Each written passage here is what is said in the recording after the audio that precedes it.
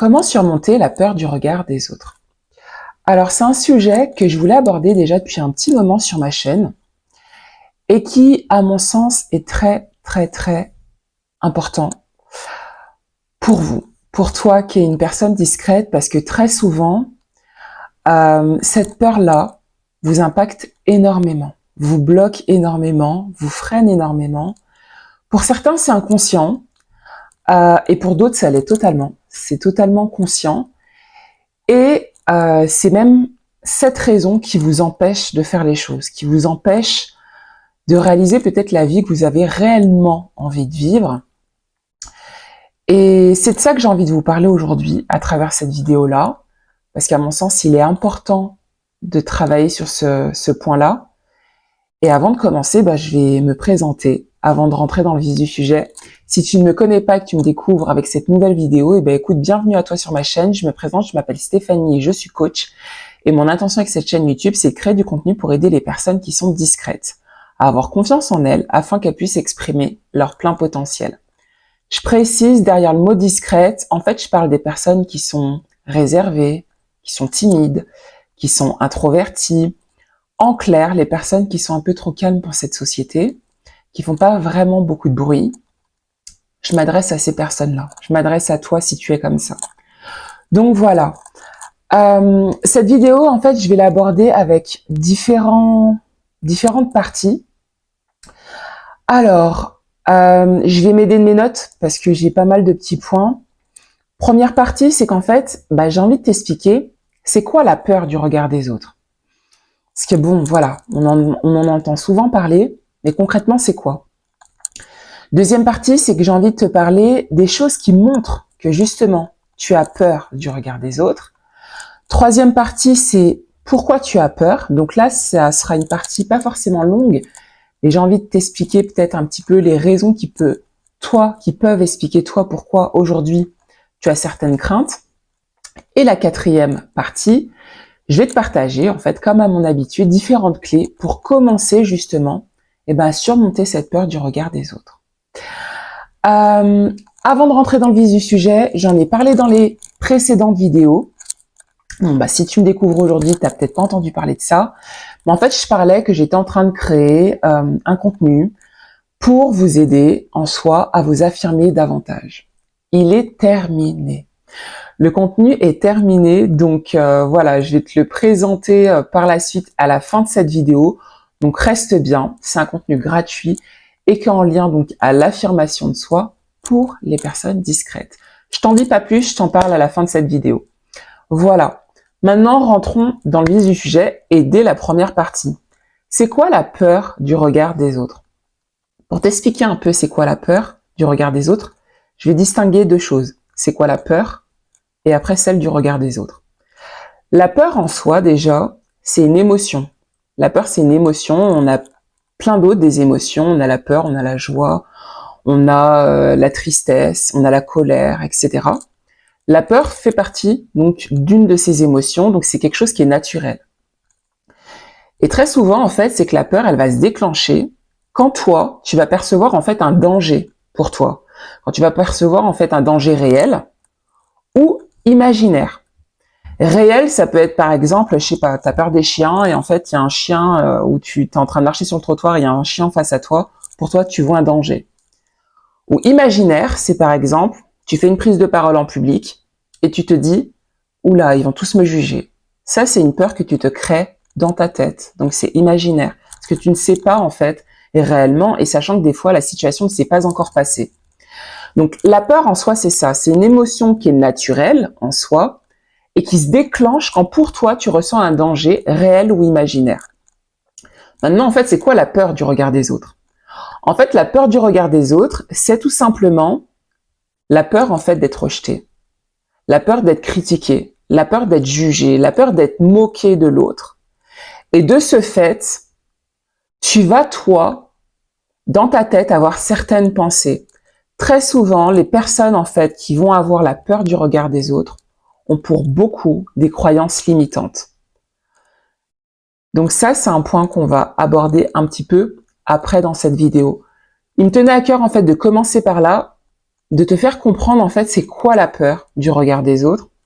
Donc déjà, j'espère que c'est plus clair pour toi. Maintenant, je vais un peu t'exposer différentes choses qui montrent que tu as peur en fait du regard des autres. Certains d'entre vous, des fois, vous allez vous dire « Non, mais en fait, je m'en fiche du regard des autres, etc. » Mais il y a des choses inconsciemment que vous faites et qui montrent que le regard des autres, en fait, vous en avez peur et il vous impacte même fortement. Première raison, c'est qu'en fait, tu as des envies, tu as des projets, mais ces projets-là, ces envies-là, ils ne voient jamais le jour. Pourquoi? Justement, parce qu'en fait, le regard des autres t'impacte. Tu n'oses pas peut-être faire ces choses-là de peur de ce que pourraient penser les autres. Deuxième chose, c'est qu'en fait, tu imagines toujours ce que les autres peuvent penser de toi. C'est en lien avec l'élément, le point juste précédent, mais c'est qu'en fait, tu te fais toujours des idées dans ta tête avant même que la situation se passe. Ça signifie que oui, le regard des autres t'impacte. La situation, elle s'est pas encore passée, mais toi, dans ta tête, il peut se passer ça, il peut se passer ça, il peut se passer ça. Donc, de ce fait, tu t'imagines tellement de choses que tu n'agis pas.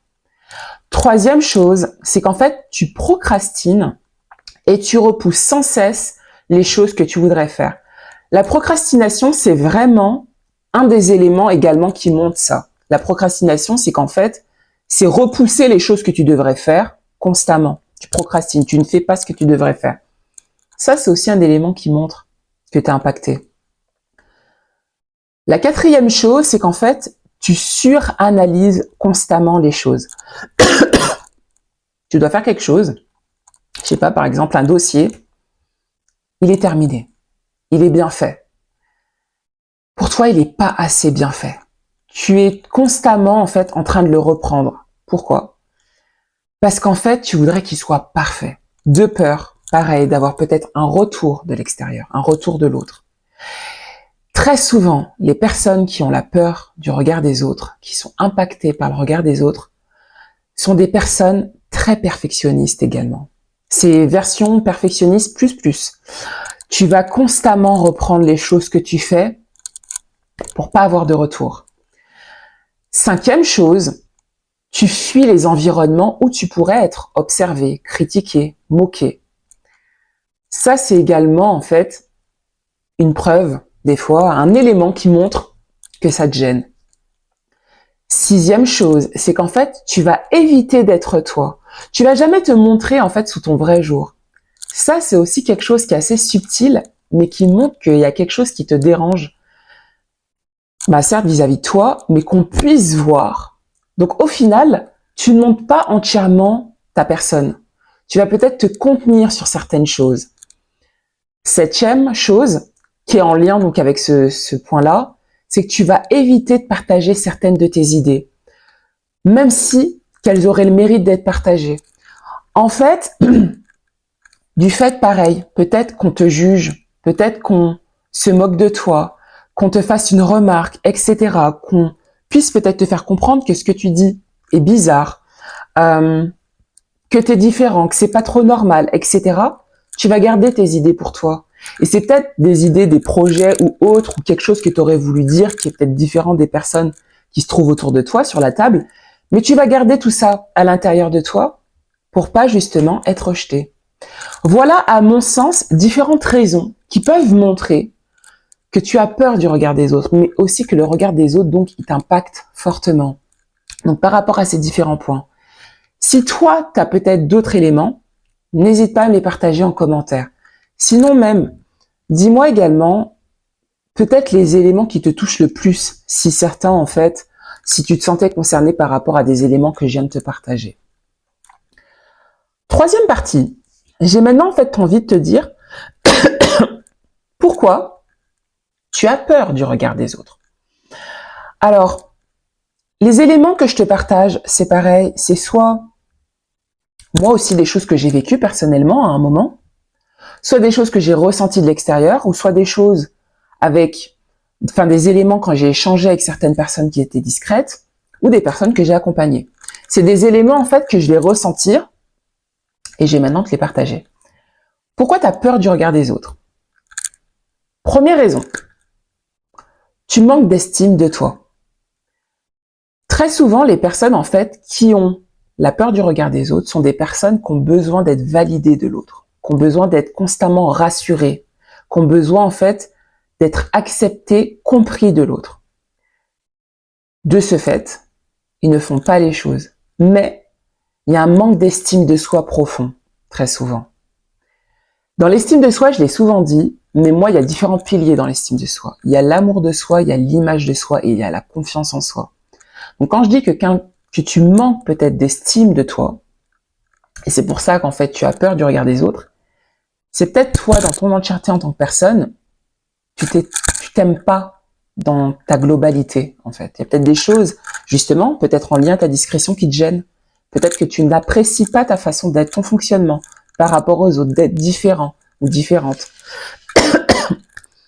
L'image de soi, c'est justement peut-être que ça te gêne l'image que tu as toi, que tu renvoies sur l'extérieur, qu'on te fait comprendre que ton image ne colle pas en fait avec la norme, etc. Et la confiance en soi, bah justement, c'est que tu te sens peut-être pas capable de faire certaines choses. Et de ce fait, tout ça fait que tu manques d'estime de toi. Ça pour moi, c'est un point important. La deuxième chose en fait qui peut montrer que tu as peur aussi, pourquoi tu as peur du regard des autres, c'est qu'en fait tu te compares sans cesse aux autres. Mais tu te compares, mais en pensant à chaque fois ne pas être assez par rapport aux autres. Toi, il te manque toujours des choses. T'es pas assez bien. T'es pas assez bavard. T'es pas assez intéressant, intéressante. T'as peut-être pas suffisamment de répartie, etc. En fait, il te manque toujours des choses. Et très souvent, c'est en lien à ton fonctionnement, à ta personnalité, à ta manière d'être. Peut-être qu'il y a des choses qui te gênent, et de ce fait, tu te compares aux autres. Donc, comme tu te compares aux autres, tu ne vas pas faire les choses, parce que pour toi, les autres sont mieux que toi. Donc, tout le temps que tu n'es pas aussi bien que les autres, tu n'agis pas. Troisième chose, c'est qu'en fait, tu n'as pas suffisamment confiance en ta personne. Tout à l'heure, donc, je parlais de l'estime de soi, donc, incluant ces trois piliers. Là, je me base plus sur la confiance en soi. Quand on a peur aussi du regard des autres, c'est que on a inconsciemment cette peur de ne pas gérer la situation, de ne pas se sentir entièrement capable que, si par exemple la situation que tu imagines se passait, tu te dis peut-être que je vais pas savoir gérer la situation. Et c'est ça en fait la confiance en soi. La confiance en soi, très souvent, c'est vu un peu d'ordre général comme la personne qui parle bien, qui parle à tout le monde, qui a une aisance quand elle rentre dans une pièce, etc. On la voit, bref, elle a un aura. Pour moi, c'est pas ça uniquement la confiance en soi. Ça peut être ça, mais c'est pas uniquement ça. Et moi, pour moi, même le pilier le plus important de la confiance en soi, déjà la confiance en soi peut être discrète. Et c'est pour ça qu'en tant que personne discrète, tu peux énormément avoir confiance en toi. La confiance en soi, pour moi, c'est justement, par exemple, tu as une situation. Tu sais au fond de toi que peu importe ce qui va se passer, tu seras géré. T'as confiance en toi, en fait. Tu sais que tu sauras retomber sur tes pieds. C'est ça pour moi la confiance en soi. La confiance en soi, c'est se savoir capable, peu importe ce qui se passe, de gérer la situation.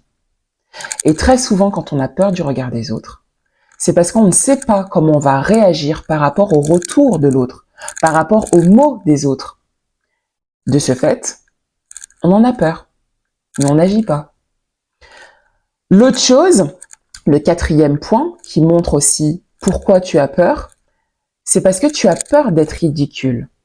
Tu as peur en fait de rater. Tu as peur de mal faire. Tu as peur d'échouer. Mais c'est surtout, tu as peur en fait d'être vu en train d'échouer. Tu as peur en fait qu'on te voit ne pas réussir en fait. Ça, c'est vraiment aussi un élément subtil, mais qui est très présent chez les personnes discrètes. Cinquième point qui montre, qui explique pourquoi tu as peur. Alors, ce point est très subtil, à mon sens, mais je le trouve très, très, très important chez les personnes discrètes. Et si c'est ton cas, dis-moi si tu es concerné par ce point-là. Pour moi, des fois, beaucoup de personnes discrètes ont peur du regard des autres parce qu'elles y sont sensibles. Tu as peur du regard des autres parce que tu y es sensible. Je m'explique. Je l'ai très souvent dit dans mes vidéos, une personne discrète, très souvent, du fait que vous ne parlez pas beaucoup, vous observez énormément votre environnement. Tu perçois des choses, tu ressens des choses, tu comprends des choses, tu entends des choses qui ne sont pas forcément dites. Tu vois des choses, en fait, que des fois, très souvent, les personnes autour de toi vont pas forcément s'arrêter sur ces détails-là. Sauf que toi, oui. Tu vas percevoir, en fait, des choses et ressentir des choses dans ton environnement que très peu de personnes vont comprendre ou ressentir. Le truc c'est qu'en fait, par rapport à ça, comme tu es très sensible à ton environnement, tu peines à faire les choses parce que tu es constamment attentif ou attentive à à ces détails-là. Et par exemple, je ne sais pas, c'est une prise de parole en public, tu dois t'exprimer devant les gens. Toi, tu vas peut-être voir que cette personne-là, en fait, quand tu t'exprimes, elle lève un sourcil, qu'elle trouve ça peut-être bizarre. Et pour toi, tu vas dire, mais pourquoi elle lève son sourcil, en fait, quand je m'exprime? Tu vas peut-être regarder un regard qui est peut-être plus prononcé. Tu te dis, elle est en train de me juger. Tu vas peut-être ressentir peut-être dans la posture de la personne qu'elle est peut-être en train de s'ennuyer quand toi, tu es en train d'échanger. En fait, c'est des petits détails, mais sauf que ces petits détails, toi, tu les vois. Tu les ressens. Et ces détails-là, comme tu les vois et tu les ressens, ça te bloque. Ça te freine à faire ce que tu dois faire. Et ça, c'est hyper important. Vous êtes tellement à voir ces choses-là que vous vous freinez à ça. Et ça, il faut dépasser ça. Voilà les éléments que je voulais te partager. Dis-moi si ça te parle. Dis-moi si certains des éléments que je viens de te partager, oui, te parlent. Si t'en as d'autres, pareil, je suis curieuse de les savoir. N'hésite pas à me les partager. Maintenant, j'ai partagé justement différentes clés pour, si tu avais la peur du regard des autres, commencer à surmonter cette peur. Parce que c'est vraiment mon intention, que tu puisses faire les choses que tu as envie de faire dans ta vie, que tu puisses développer ta confiance en toi afin d'exprimer ton plein potentiel. C'est ça qui me tient à cœur. Première chose, désolée, je tousse toujours. Ça va mieux, mais je tousse toujours. Première chose, demande-toi avec sincérité pourquoi tu as peur du regard des autres. Ça va peut-être sembler vraiment bateau que je pose cette question-là en premier point, mais sincèrement, très peu de personnes vous posez la question. En fait, vous avez des blocages, vous avez des peurs, peu importe la problématique, mais très souvent, vous ne prenez même pas le temps avec vous-même de vous dire « Pourquoi j'ai peur ? Pourquoi je n'arrive pas à faire ce projet que je veux faire depuis tant de temps ? Pourquoi j'ai peur de m'exprimer devant les autres ?» Mais vraiment de prendre ce temps-là avec toi-même et de te dire « Pourquoi ?» Quand tu as pris ce temps-là, justement, je t'invite en fait à changer ton monologue intérieur. Parce que quand tu t'es posé la question, va aussi un peu plus loin. Pourquoi tu as peur, en fait? Mais demande-toi vraiment tout ça en détail. Prends ce temps-là. Et c'est OK. Je le dis souvent, c'est entre toi et toi. C'est OK, en fait. Peu importe la réponse que tu te donnes. Maintenant, deuxième clé, mais c'est de changer ton dialogue intérieur. Ça, pour moi, c'est hyper important. Chez vous, c'est vraiment quelque chose d'important. Très souvent, votre dialogue intérieur, en fait, il est pessimiste, il est négatif. Et je le disais juste avant, c'est que vous avez très souvent des croyances limitantes. Je t'invite en fait à changer ton dialogue, mais pour avoir et commencer à te créer en fait des croyances plus aidantes. Tu sais très bien que les croyances limitantes, ça t'aide pas. Par exemple, tu dois faire une présentation ou bref, tu dois prendre la parole dans un groupe et tu te dis peut-être j'ai passé pour un imbécile ou j'ai passé pour une imbécile. Et si tu te disais, ok, on va peut-être penser ça de moi, mais j'ai le droit de me tromper. Quand je vous dis des fois de changer votre dialogue intérieur, de vous créer des croyances aidantes, c'est des phrases qui peuvent être très simples. Je vous demande pas de créer des phrases hyper belles à dire, etc., des affirmations positives, même si que c'est bien. Mais dites-vous des phrases que vous-même, vous pouvez croire. Si la phrase, en fait, que tu es en train de te dire, elle est trop loin de toi et tu crois même pas, tu vas même pas croire en ce que tu te dis, en fait. Dis-toi des choses simples, pour de vrai. J'ai passé pour un imbécile, j'ai passé pour une imbécile. Ok, mais j'ai le droit de me tromper en fait. J'ai le droit de me tromper. Ça peut être une phrase. Si par exemple tu te dis, on va me juger. Si je dis ça, en fait, ils vont me juger, ils vont se moquer de moi. Tu peux dire, j'ai le droit de pas plaire à tout le monde. Mais moi, au moins, je le fais. J'ai le droit de pas plaire à tout le monde, mais moi, au moins, je le fais. Trouve les choses qui font sens avec toi.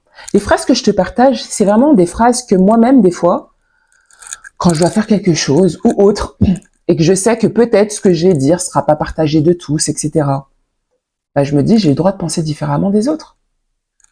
J'ai le droit d'avoir des idées différentes des autres. Je me dis des choses, en fait, qui vont me faire du bien à moi, en fait. C'est ce que je t'invite à faire. Euh, oui, je l'ai noté, heureusement que je l'ai noté, parce que sinon j'allais l'oublier. Très souvent, vous vous rendez pas compte, en fait, à quel point vos pensées influencent vos actions. Et c'est pourquoi, en fait, je vous dis de changer votre monologue intérieur. C'est bien de se parler à soi-même, mais commence à te parler bien, en fait. Parce que c'est quand toi, tu vas te parler bien que tu vas commencer à croire aussi ce que tu dis. Parce qu'à l'inverse, justement, tu te parles mal, mais tu crois à ce que tu te dis. Les choses, en fait, négatives ou pessimistes que tu penses, etc., tu y crois. Parce que tu y penses, parce que tu les dis. Et si tu changeais tout ça? Si tu commençais à te dire des choses, en fait, plus positives, à croire des choses plus positives pour commencer aussi à y croire. Change tout ça. Ça commence déjà par toi, mais dans ta tête. Troisième clé. Agis même si tu as peur. Cette clé-là, peut-être que quand tu me regardes, tu dois te dire, oui, ok, mais c'est plus facile à dire qu'à faire. Ouais, mais si tu commençais peut-être à faire avant de te dire que c'est plus facile. Essaye, en fait. Mais agis même si tu as peur. Moi, je suis des personnes, et c'est ma croyance, la peur, elle est toujours là. La peur, elle sera toujours là. On va toujours ressentir de la peur. C'est une émotion qui est naturelle et elle est là parce qu'elle a aussi son utilité. Des fois, la peur, elle est là pour te protéger, justement d'un danger réel. Mais des fois, en fait, la peur, elle est là parce qu'elle est imaginaire et elle est dans ta tête. D'un côté, ça va t'aider. Mais en fait, serre-toi-en. Quand des fois, tu as peur de quelque chose, ça signifie peut-être que la chose que tu as envie de faire, parce que très souvent, quand on a peur de certaines choses, c'est que ce sont aussi des choses qu'on a envie de faire. Les choses, je sais pas toi, mais moi, très souvent, c'est mon cas. Les choses où je m'en fous, j'ai pas peur. Les choses qui m'importent, qui me tiennent à cœur, me font peur. C'est pas pour rien, c'est parce que c'est en train de te challenger. C'est parce qu'il y a peut-être un enjeu derrière pour toi. Serre-toi-en. Si tu as peur, prépare-toi. En fait, essaye de comprendre aussi le message que ta peur essaye de te faire passer. Peut-être justement ta peur parce que tu as ce besoin de te préparer. Pour moi, la peur, on ne la supprime pas. On, on la dépasse. En fait, pour moi, quand je te dis agis, même si tu as peur, c'est en fait, on va toujours avoir peur dans notre vie. Il y a toujours des choses qui vont nous faire peur.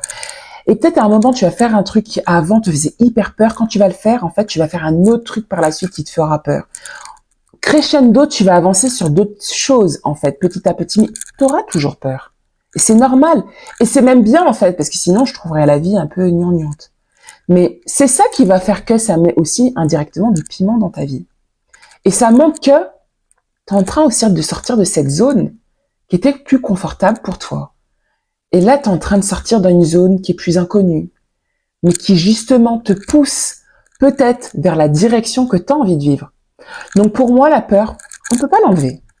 Par contre, on peut apprendre à la surmonter et à la dépasser. Et c'est ce que je t'invite à faire. Ça va faire sens avec la quatrième clé que j'ai envie de te partager, mais c'est en fait, crée-toi des mini défis.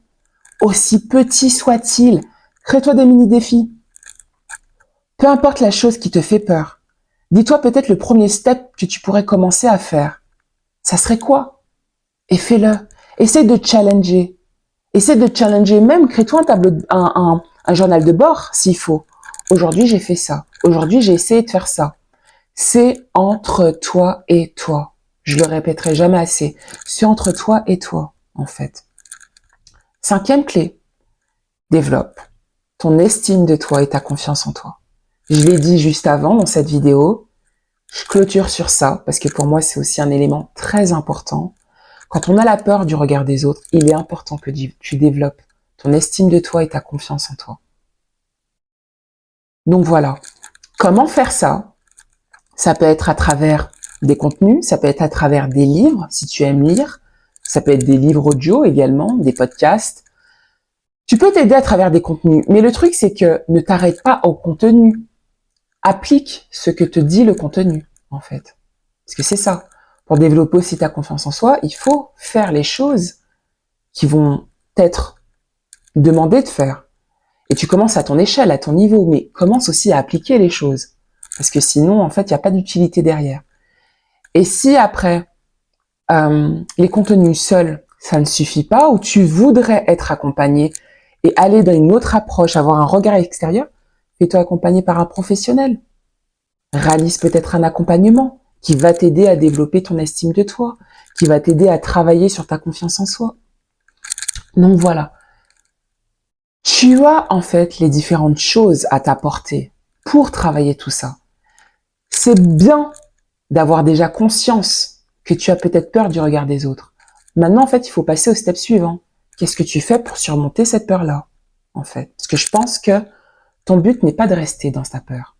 Ton but, c'est de surmonter ta peur, de faire les projets qui te tiennent justement à cœur. Donc maintenant, fais ces choses, passe à l'action, investis sur toi si nécessaire. Et si tu as envie de faire ça avec moi, ça serait également un plaisir d'échanger avec toi. Voilà. Je te mets en description toutes les informations. Donc, par rapport à cela, si tu souhaites échanger avec moi, comme je le dis, donc, tu as la possibilité de me contacter pour un appel découverte dans le cadre d'un accompagnement de coaching. C'est un échange de 30 minutes, il est sans engagement. On échange, tu me fais part de ta problématique et moi, je vois si je peux également, par rapport à ton besoin, t'accompagner sur ce chemin-là et voir si on peut faire par la suite un bout de chemin ensemble. Je t'en dis pas plus, je te laisse les informations en description de cette vidéo. Si tu as apprécié cette vidéo, si elle t'a aidé, n'hésite pas à la liker, n'hésite pas à la partager si peut-être autour de toi, un ami ou un proche, tu sais que peut-être ce contenu-là, ce que je viens de partager pourrait l'aider également, n'hésite pas à partager. Si la vidéo t'a plu, n'hésite pas à t'abonner, n'hésite pas à cocher sur la petite cloche pour être informé de l'apparition des prochaines vidéos. Et si tu as l'habitude de me regarder, abonne-toi, parce qu'en fait, vous êtes beaucoup à me regarder, vous n'êtes pas forcément abonné. Abonne-toi. Et puis voilà, je pense avoir dit le plus gros. Et quand même, une des choses assez importantes sur cette fin de vidéo, c'est le contenu gratuit que j'ai créé. Donc voilà, je le mets juste là, un petit aperçu du contenu que j'ai créé. Enfin, je dis là, mais il sera peut-être là, je sais pas. Je vais voir en fait en montant la vidéo. J'ai donc créé en fait un e-book avec 5 étapes clés pour commencer en fait à t'affirmer en commençant à travailler cette affirmation de soi que tu as besoin et que tu peux très bien développer en étant une personne discrète. Très souvent, on a un peu un certain modèle dans la société, des personnes qui arrivent à s'affirmer. En tant que personne discrète, tu peux très bien t'affirmer, en fait. Et moi, je te partage justement à travers cet e-book différentes clés pour commencer à faire ce travail-là personnellement.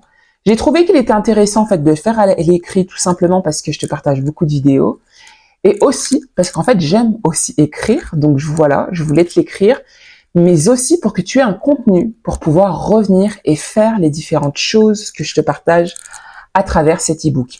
Donc cet e-book est gratuit, tu peux le télécharger, tu devras simplement mettre ton prénom et ton adresse email pour pouvoir le recevoir. Pareil, je te mets les informations en description de cette vidéo.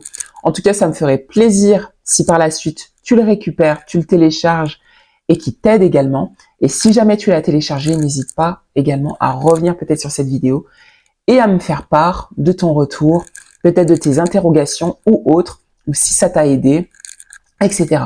N'hésite pas à revenir vers moi en commentaire. Je vais m'arrêter là pour cette vidéo. J'ai pas non plus l'envie qu'elle soit trop longue. En tout cas, merci à toi si tu m'as visionné juste à la fin. Et au plaisir d'échanger avec toi et de te voir à nouveau à travers une nouvelle vidéo. Bye!